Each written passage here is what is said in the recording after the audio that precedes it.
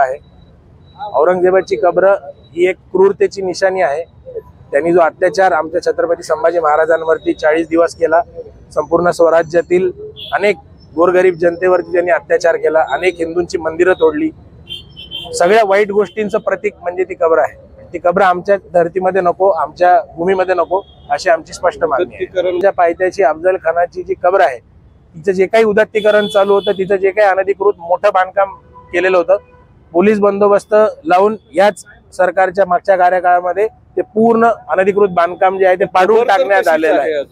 ही जशी आमची मागणी आहे की छत्रपती संभाजी महाराजांच्या नावाने असलेल्या शहराच्या लगत जी कबर आहे ती उखडून टाकण्यात यावी, काढून टाकण्यात यावी, तशीच येणाऱ्या काळामध्ये अफजल खानाची जी कबर आहे प्रतापगडाच्या पायथ्याशी तिचंही उदात्तीकरण बंद करावं आणि ती कबर तिथून काढून टाकण्यात यावी अशी आमची मागणी आहे। स्वराज्याच्या छत्रपती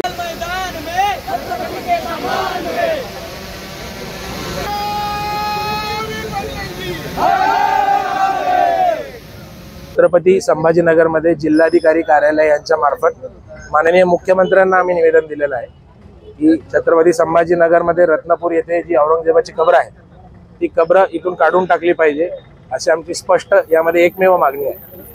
का काढायला पाहिजे यावर कारण स्पष्ट होईल। औरंगजेबाच्या कबरीचं उदात्तीकरण खूप मोठ्या प्रमाणावर होत आहे।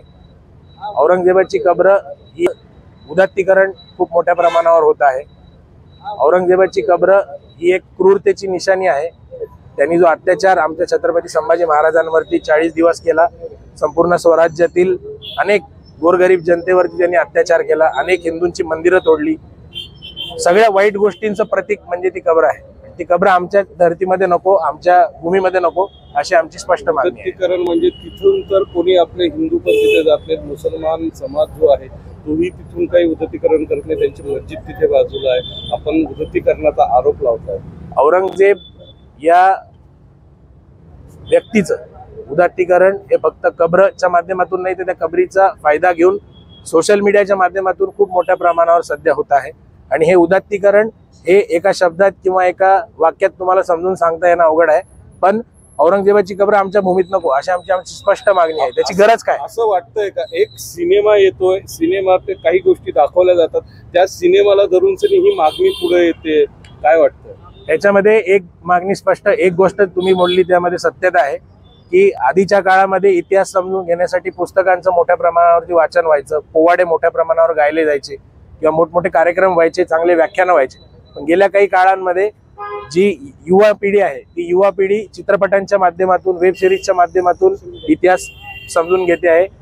छत्रपती शिवाजी महाराजांचा सुपुत्र म्हणजे आमचे छत्रपती संभाजी महाराज यांचा एक चित्रपट समोर आल्यामुळे ही घटना पुढे जरी आलेली असेल तरी ही काही आत्ताची मागणी नाहीये, गेल्या अनेक वर्षांपासूनची मागणी आहे की ही कबर आमच्या भूमीमध्ये आम्हाला नको। पण प्रतापगडावर अफजल खानाची कबर छत्रपती शिवाजी महाराजांनी बांधली ना, आज ती सुस्थितीत आहे, त्याबाबत काही बोलल्या जात नाही। त्याच्याही संदर्भात मी तुम्हाला हे सांगू इच्छितो की प्रतापगडा छत्रपतींनी केलेल्या पराक्रमामधून औरंगजेबाला काढून टाकणं म्हणजे रामायणातून रावणाला काढून टाकणं, कसं इतिहास शिकवले जाणार?